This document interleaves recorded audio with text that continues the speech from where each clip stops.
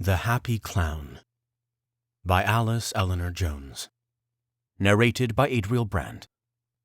First published in Worlds of If Science Fiction, December 1955. Stephen Russell was born a misfit, a nonconformist, and for the first 5 years of his life, he made himself and his parents extremely unhappy. The 21st century was perfect, and this inexplicable child did not like perfection. The first trouble arose over his food.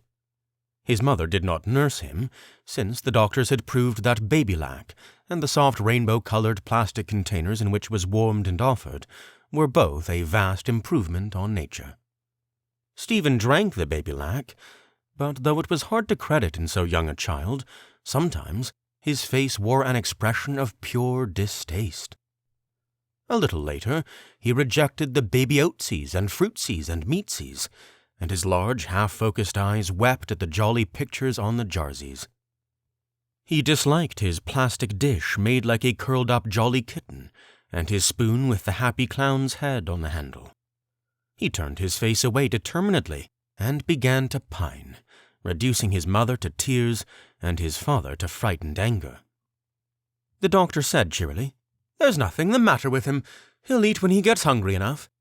And Stephen did, to a degree, but not as if he enjoyed it.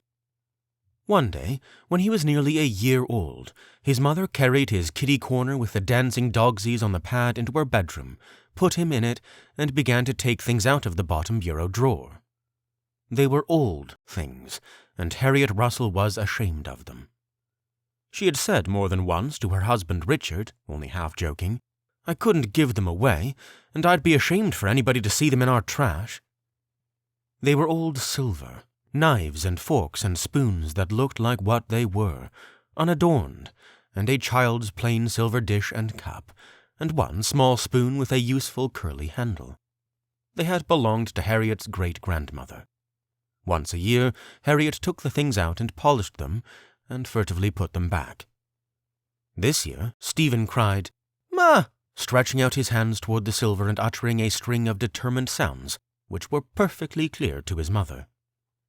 She smiled at him lovingly, but shook her head. "No, Stevie, Mumsy's precious baby doesn't want those nasty old things, no he doesn't. Play with your happy clown, sweetheart." Stephen's face got red, and he squeezed his eyes shut, opened his mouth, and howled until his mother passed him the dish and cup and curly spoon to play with. At mealtime, he would not be parted from them, and Harriet had to put away the plastic dish and spoon. Thereafter, for the sake of the container, he tolerated the thing contained, and thrived and grew fat. Stephen did not like his rockabye crib, that joggled him gently and sang him songs about the happy clown all night long, and he howled until they turned it off. He was a clean boy, and to his mother's amazement, trained himself to be dry day and night by the age of 14 months, without the aid of the singing Tweety or the happy clown alarm. So she bought him a little folks' youth bed with a built-in joggler, and happy clowns on the corners, and a television set in the footboard. It was a smaller copy of his parents' bed, even to the happy clowns. Stephen did not like that either, and if his parents persisted in turning the bed on after he had learned to turn it off, he climbed out and slept on the floor. Harriet said worriedly to her husband, "I don't know what could be the matter with him. Dickie, he's peculiar." Richard tried to comfort her. "Never mind, Harry, he'll outgrow it." Stephen did not outgrow it. When he became too big for the curly spoon and dish and cup, he demanded a knife and fork and spoon from the bureau drawer, and ate his meals from the plainest dish he could find. He ate them with his back stubbornly turned to the television set, away from the morning cartoons and the noontime Kiddies' Lunch Club and the evening Happy Clown. The Happy Clown had been an American institution for 30 years. He was on television for an hour every night at dinner-time, with puppets and movies and live singers and dancers, and his own inimitable brand of philosophy and humor.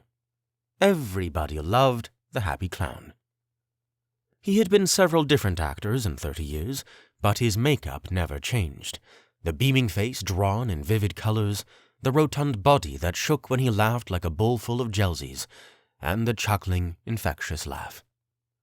The happy clown was always so cheerful and folksy and sincere. He believed passionately in all the products he instructed his viewers to buy, and one was entirely certain that he used them all himself. He gave one much more than advertising, though. Some of his nightly gems of wisdom, he called them nuggets, were really wonderful. They made one think. A favorite nugget, which people were always writing in and asking him to repeat, went like this: "We're all alike inside, folks, and we ought to be all alike outside." The Happy Clown's viewers were not children and adults. They were kiddies and folks.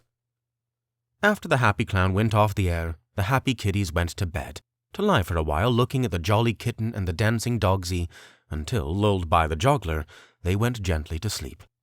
After that came the cowboys and spacemen, carryovers for any happy kiddies with insomnia. For really meaty programs, one had to stay up past 10. Then the spectaculars began, and the quiz shows, and the boxing and wrestling.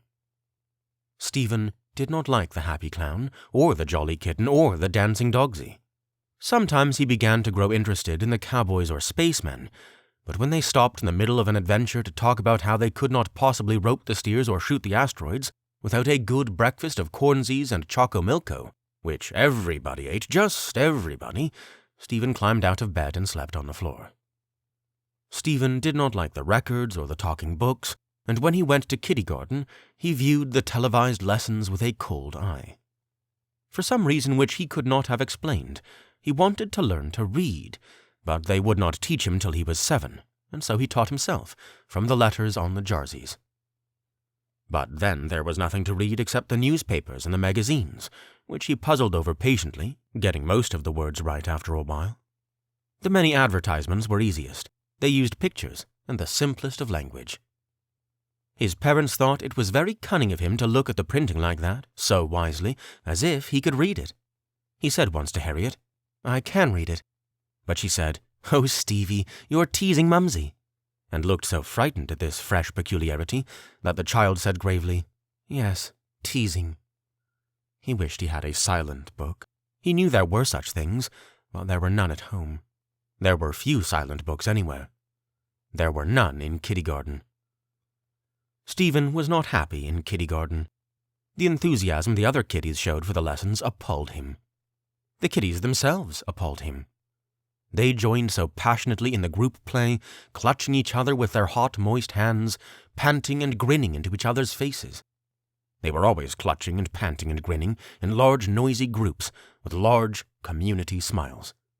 They confused him. He could not tell them apart. Stephen retired to a corner and turned his back, and when they clutched and panted and grinned at him, he hit them. The kindergarten monitor had to report of him to his unhappy parents that he was uncooperative and antisocial. He would not merge with the group. He would not acquire the proper attitudes for successful community living. He would not adjust. Most shocking of all, when the lesson about the birdsies and beesies was telecast, he not only refused to participate in the ensuing period of group experimentation, but lost color and disgraced himself by being sick in his corner. It was a painful interview. At the end of it, the monitor recommended the clinic. Richard appreciated her delicacy. The clinic would be less expensive than private psychiatry, and, after all, the manager of a supermarket was no millionaire. Harriet said to Richard when they were alone, "Dickie, he isn't outgrowing it. He's getting worse. What are we going to do?" It was a special tragedy, since Harriet was unable to have any more kitties, and if this one turned out wrong... Richard said firmly, "We'll take him to the clinic. They'll know what to do." The first thing they did to Stephen was to talk to him. The psychiatrist made him lie down on a foam rubber couch, Kitty's model, with the happy clown motif on the slipcover, and said with a beaming face, "Now, Stevie, what seems to be the trouble?" The boy turned his head away from the psychiatrist's shining teeth and said, "My name's not Stevie, it's Stephen."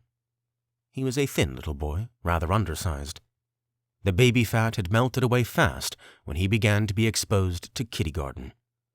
He had dark hair and big eyes, and an uncommonly precise way of speaking for a child of 5. The psychiatrist said, "Oh, but we're going to be friends, Stevie, and friends always use nicknames, don't they? My name's William, but everybody calls me Willie. You can call me Uncle Willie." The boy said politely, "I'd rather not, please." The doctor was undismayed. "I want to help you. You believe that, don't you, Stevie?" The child said, "Steven, do I have to lie down?" The doctor said agreeably, "It's more usual to lie down, but you may sit up if you want to. Why don't you like kindergarten, Stephen?" The boy sat up and regarded him warily. The doctor had a kind face, a really kind face, in spite of all those shining teeth, and Stephen was only 5 years old after all, and there was nobody to talk to, and he was desperately unhappy. "Perhaps," he said. "You'll tell them." The doctor shook his head. "Nothing goes farther than this room, Stephen." The child leaned forward, pressing his knees together, hugging himself with his arms, bowing his head. His position was almost fetal. He said, "I'm never by myself. They never let me be by myself." The psychiatrist said reasonably, "But nobody can live by himself, Stevie." He had apparently forgotten Stephen, and the boy did not correct him again. "You have to learn to live with other people, to work and play with them, to know them, and the only way you can learn is by being with them. When you can't be with them personally, there's always television. That's how you learn, Stevie. You can't be by yourself." The boy looked up and said starkly, "Never." The gleaming teeth showed. "But why would you want to?"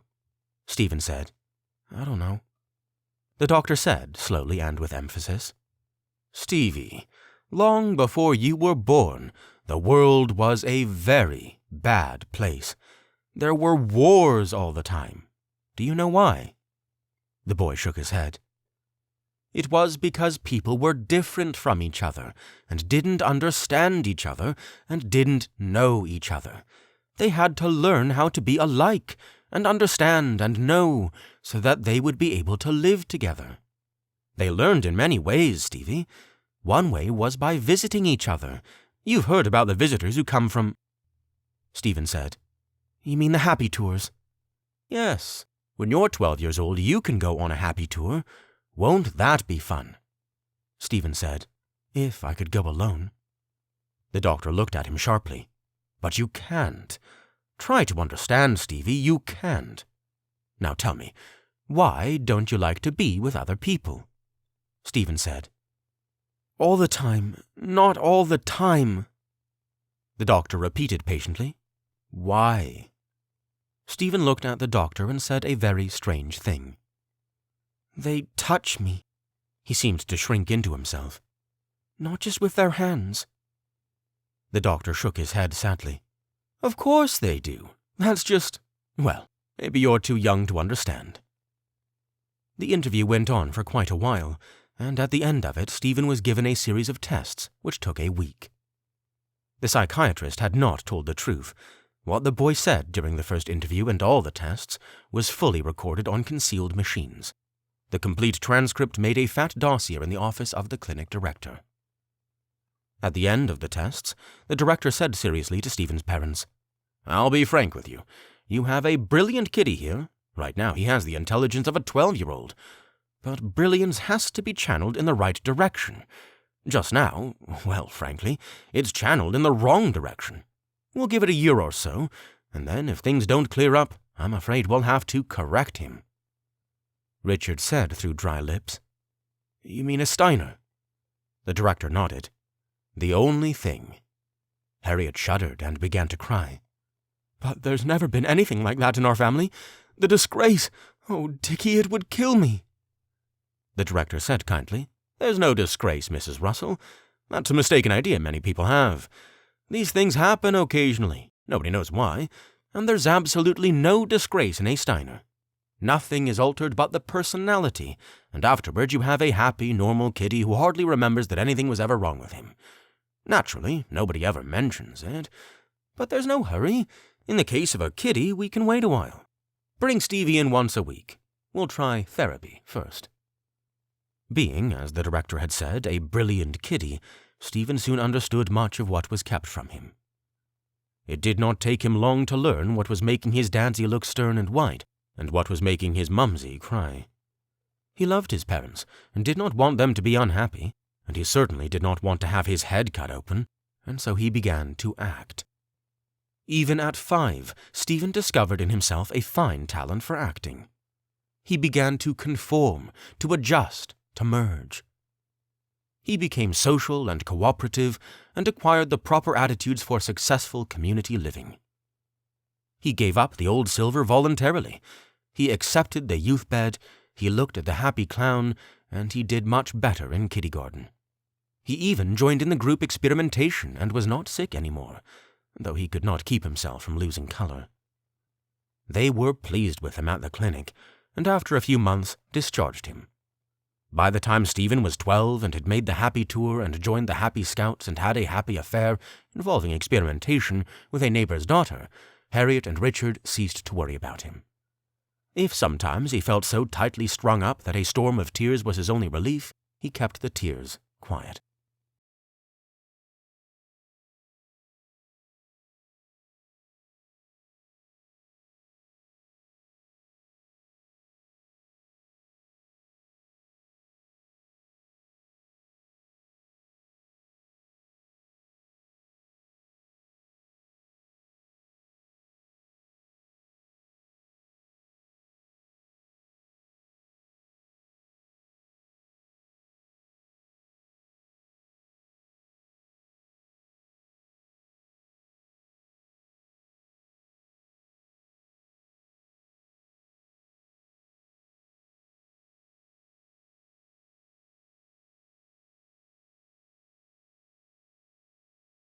Strictly repertory basis. He did not stay to graduate, being snatched away in his first year by a talent scout for a popular daytime serial, The Happy Life. The Happy Life recounted the trials of a young physician, too beautiful for his own good, who became involved in endless romantic complications. Stephen was given the lead, the preceding actor having moved up to a job as understudy for the Jolly Kitten, and was an immediate success. For one thing, he looked the part. He was singularly handsome, in a lean, dark-browed way, and did not need flattering makeup or special camera angles. He had a deep, vibrant voice and perfect timing.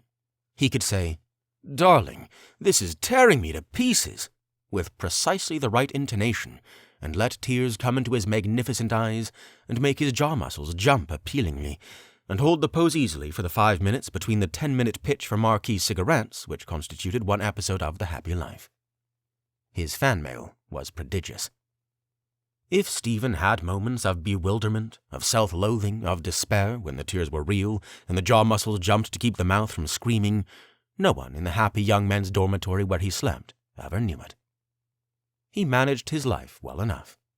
He had a few affairs with girls, it was expected of one, but he did not have to work very hard at it, since they always threw themselves at him, and he got along well with other young men, who forgave him for being so handsome because he did not work at it except on camera.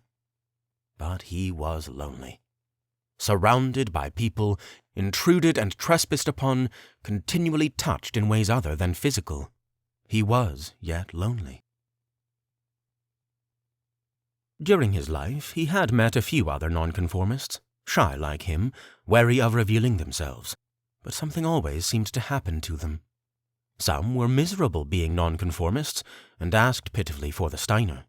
Some were detected, as Stephen had been, and some were unfortunately surprised in hospitals. Under the anesthetic, they sometimes talked, and then, if they were adults, they were immediately corrected by means of Steiner's lobotomy. It had been learned that adults did not respond to therapy. There was never any organization, any underground of misfits. An underground presupposes injustice to be fought, cruelty to be resisted, and there was no injustice and no cruelty. The mass of people were kind, and their leaders, duly and fairly elected, were kind. They all sincerely believed in the gospel of efficiency and conformity and kindness.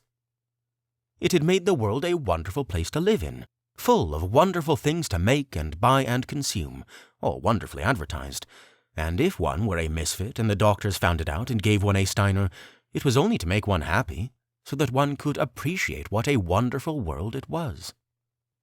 Stephen met no nonconformists at the School of Television Arts, and none while he was acting in The Happy Life, until Denise Cottrell joined the cast. Denise, called Denny of course, was a pleasantly plain young woman with a whimsical face which photographed pretty, and remarkable dark blue eyes. It was her eyes which first made Stephen wonder.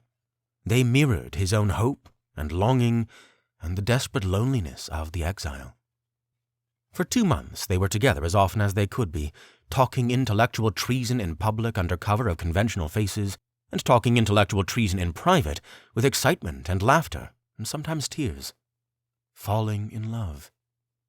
They planned, after much discussion, to be married and to bring up a dozen clever rebel children. Denise said soberly, they'd better be clever, because they'll have to learn to hide. They made love in Denise's apartment when her roommate Polly, was out, as awkwardly as if there had never been any group experimentation or happy affairs.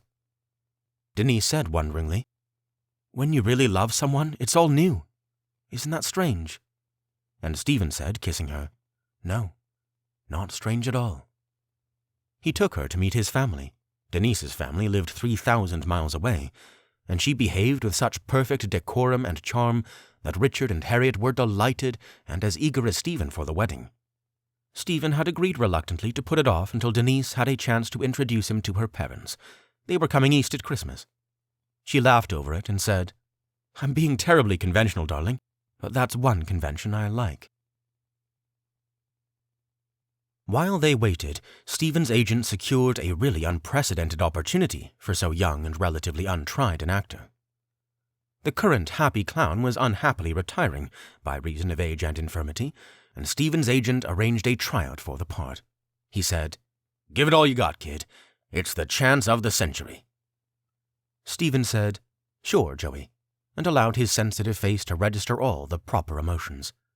Actually, his emotions were, in the vernacular of a previous century, mixed. He loathed the whole concept of the happy clown, but there was money in it, and Stephen was not rebel enough to despise money. With money, he could retire early, go away somewhere with Denise, to some country place where they could be relatively free of pressure. Over staggering competition, he got the part. He called Denise up at once from a booth at the studio to tell her. Polly answered the phone, looking pale and frightened over the viewer, and said rapidly, "Oh, Stevie, I've been trying to get you for an hour. Denny's sick. They took her to the hospital." Stephen sat back against the hard wall of the booth, feeling cold, the receiver slack in his hand. He said, "What's the matter with her? Which hospital?" Appendicitis. Happy hour." Polly began to cry. "Oh, Stevie, I feel so—" "I'll go right over." He cut her off abruptly and went. The doctors caught Denise's appendix in time to avoid the necessary but rarely fatal complications. But under the anesthetic she talked, revealing enough about her opinion of television and the happy clown cult and the state of society in general to cause her doctors to raise their eyebrows pityingly and perform the Steiner at once. While Stephen sat unknowing in the waiting room, smoking a full pack of Marquis cigarettes, the thing was done. At last the doctor came out to him and said what was always said in such cases. "It was necessary to do something, you understand, no mention." And for a moment, Stephen felt so ill that he was grateful for the little ampoule the doctor broke and held under his nose. They always carried those when they had to give news of a Steiner to relatives or sweethearts or friends.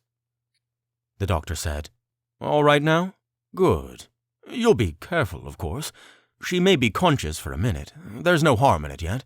She won't move or touch the—" Stephen said, "I'll be careful." He was still feeling ill when they let him in to see Denise.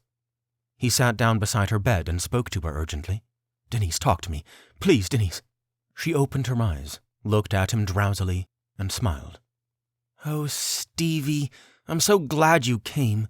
I've been wanting you, darling," Stephen said. "Denise." She frowned. "Why do you call me that? Call me Denny.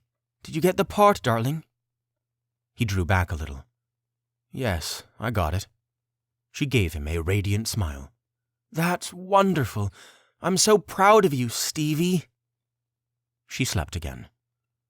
That night, in the HYM dormitory, Stephen did not sleep.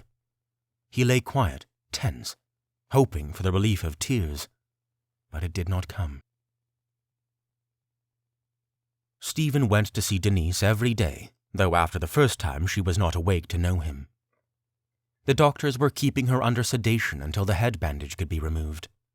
So far as Denise was to know, she had gone to the hospital simply for a rather protracted appendectomy. Looking at her, Stephen knew that he could never leave her. He had loved her completely. He would love her now with as much of himself as she would need or understand.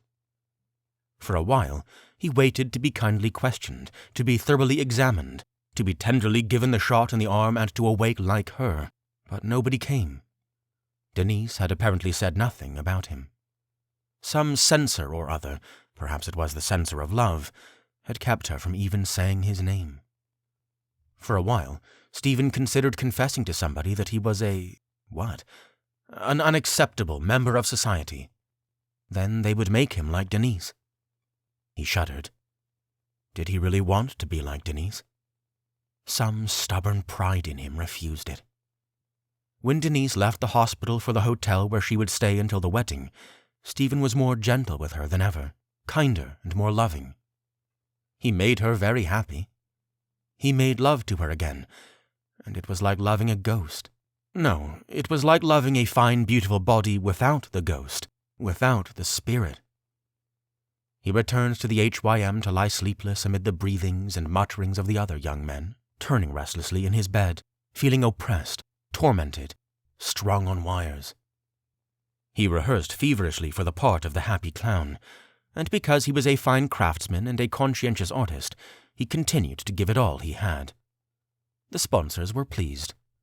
A week before Christmas, the current happy clown retired and hobbled off to a nursing home. There was no fanfare.